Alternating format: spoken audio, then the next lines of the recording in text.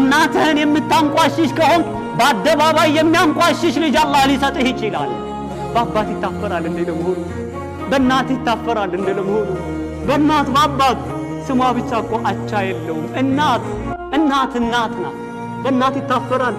ፊቷ ስለበለዘ፣ በእኛ ቀጥና ስለሆነች፣ አለባበሷ ስላላማረ፣ እኛን ለማሳደግ ስለተጨነቀች፣ ከሰውነት ስለወጣች በእናትና በአባት ይታፈራል። ያ አብደላህ ወላሂ ሉቅማኑል ሐኪም وقال لابنه ائتني بشيء من الجنة የጀነት የሆነን ነገር አንጣልኛል።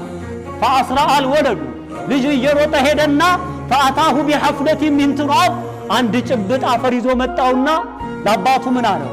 هذا تراب من تراب الجنة هذا تراب من تراب الجنة وقال لقمان لابنه من أين جئت به ከየት ነው ያመጣኸው? ዱንያ ላይ ነው ያለው የጀነት አፈር ከየት አገኘህ አለው። ቃል የሉቅማን ልጅ ብሎ አለ ሚን